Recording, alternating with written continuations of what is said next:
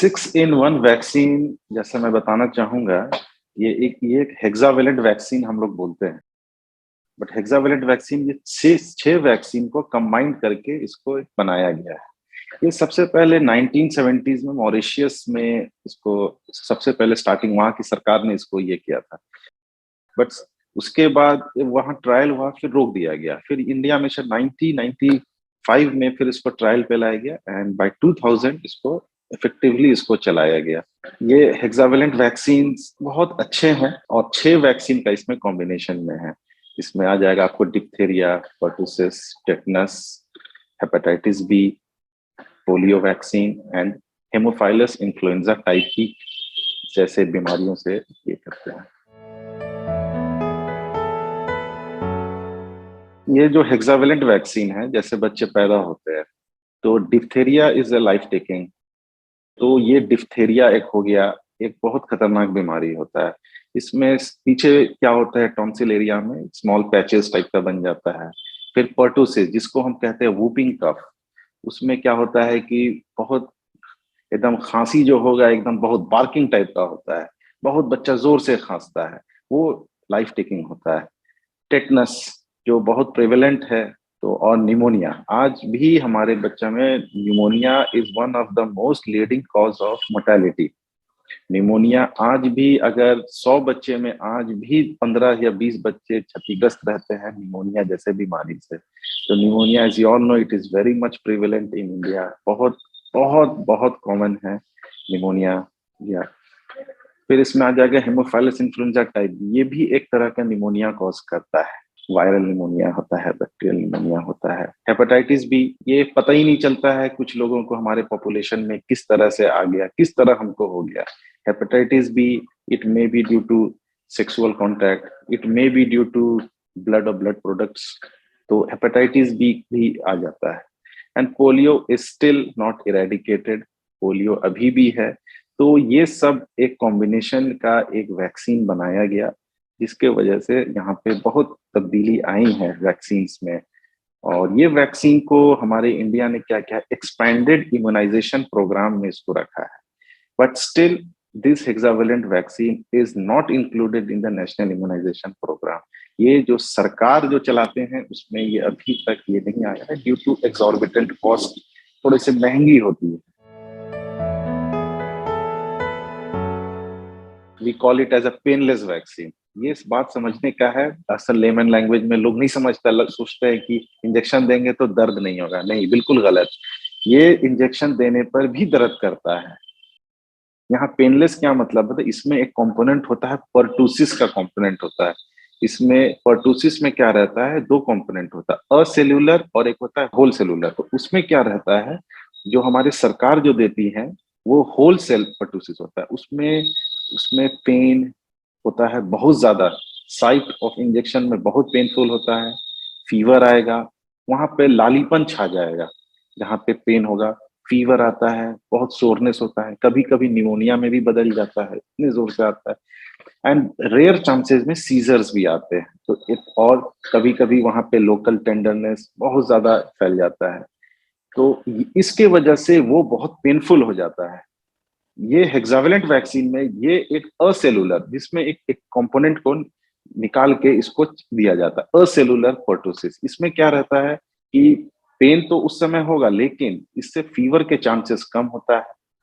इसमें जो भी रेड इन्फ्लामेशन होगा वो कम हो जाएगा, टेंडरनेस कम हो जाएगा, किसी तरह का कोई उसके बाद दिक्कत नहीं आती है। That's why we call it as a painless vaccine.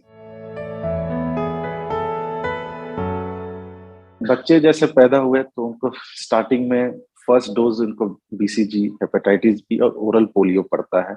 उसके बाद ये जो वैक्सीन है इसका यूज होता है 6 वीक्स, 10 वीक्स एंड 14 वीक्स। ये वैक्सीन को उस समय दिया जाए तो बहुत अच्छा रहता है। और इसका फिर एक बूस्टर डोज रहता है, 16 से 18 महीना तक इसको इस्तेमाल किया जाता है। बस इसमें यही एक प्रोटोकॉल है जो हमारे सरकार ने जो लॉन्च किया है। अगर फीवर बाई चांस आएगा तो उनका ग्रेड उतना नहीं रहेगा, इट वुड बी उतना हाई ग्रेड नहीं रहेगा, उतना देर सस्टेन नहीं करेगा, परसिस्टेंट नहीं रहेगा। आ भी गया इन वर्स्ट केस तो उसके बाद ये जो फीवर है उसमें सिंपल पैरासीटामोल ड्रॉप देना है, जो भी नॉर्मल है मार्केट्स में अवेलेबल है वो देना है, और उससे फिर इससे बहुत आफियत आती है। ये एक वैक्सीन ऐसा है, it is given in pre term, जो उस बच्चे 37 हफ्ता पूर जाता है उससे भी पहले देते हैं, उस उनको भी दिया जाता है। इनको कहते हैं प्री टर्म बच्चों को, प्री टर्म बच्चे में भी दिया जाता है। बट प्री टर्म का भी डेफिनेशन है, अगर 28 हफ्ते से कम तो नहीं देना है। कहीं कहीं पे इसमें चांसेस है, रिएक्टोजेनिसिटी कहते हैं, उसमें इसमें इन्फेक्शन का चांसेस और बढ़ जाता है, या इम्यून सिस्टम जहां कॉम्प्रोमाइज्ड है वहां पे इसको ज्यादा नहीं देना है। और जॉन्डिस ये सब कुछ मैटर नहीं करता है, otherwise it is safe, it is a very safe vaccine. It can be given in pre terms, full term, post term, and it can be given in many disease. अभी तक तो ऐसा नहीं आया है, कोई फैटल केसेस नहीं हुआ है, किसी का कोई मरने की खबर नहीं आई है, और कोई हाई रिएक्शन कोई पेशेंट को नहीं देखा गया, एक्सेप्ट फॉर फीवर। कहीं कहीं हो गया, सोरनेस आ सकते हैं, but still it is a very safe vaccine, and I think government should institute in the government programs also। और इसका कोल्ड चेन मैनेजमेंट भी बहुत इजी है। जैसे सरकार को क्या है कि बहुत टफ होता है, जैसे ओपीवी है, आपके पल्स पोलियो अभियान चल रहा है, पूरे घर घर में जाके चल रहा है, तो उसको कोल्ड चेन मैनेजमेंट उसको करना है, उसको एक्स्ट्रा कॉस्ट पड़ता है। इसमें क्या है कि एक ही 6 वैक्सीन को एक में इंक्लूड करके इसको दिया जाता है, इसका सरकार का कॉस्ट बचेगा, इसी वजह से इसका कॉस्ट ज्यादा बढ़ जाता है यहाँ पे। तो कहीं ना कहीं इट इज कॉस्ट इफेक्टिव, अगर सब चीज को जोड़ा जाए तो देखिएगा ये ज्यादा कॉस्ट इफेक्टिव है सरकार के लिए। It is not available due to the cost factor, नहीं है अवेलेबल हर जगह।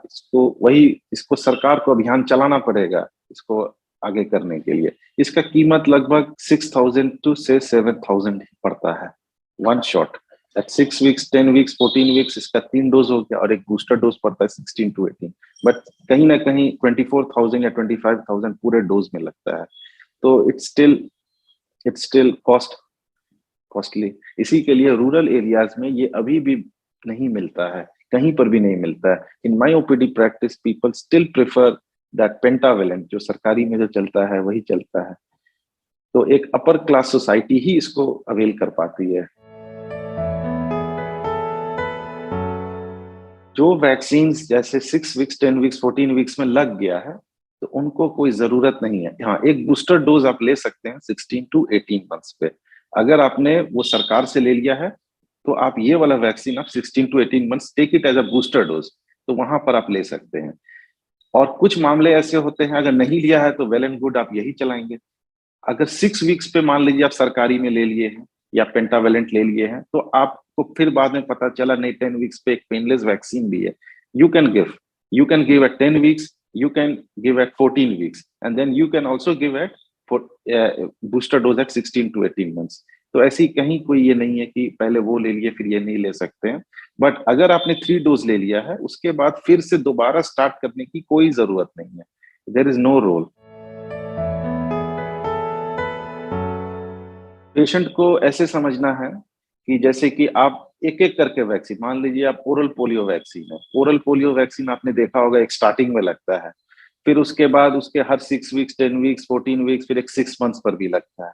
फिर आपको पल्स पोलियो अभियान जो चलता है, आपको हर घर घर में जाके वो देना पड़ता है। आप ये सब चीज से आप बच जाएंगे, पहला। इसके बाद आगे निमोनिया के लिए, इसमें जो हम लोग निमोनिया के लिए निमोकोकल कॉन्जुगेट वैक्सीन देते हैं, ये इसके साथ इंस्टीट्यूट कर देते हैं। और भी जैसे इसमें चीज ये है, सबसे बड़ी बात है कि इसमें पेनलेस का वही है कि लोकल रिएक्शन नहीं होता, ये एक सबसे बड़ा फैक्टर है। पब्लिक को अभी नहीं समझ आती है, but still it is good to institute this vaccine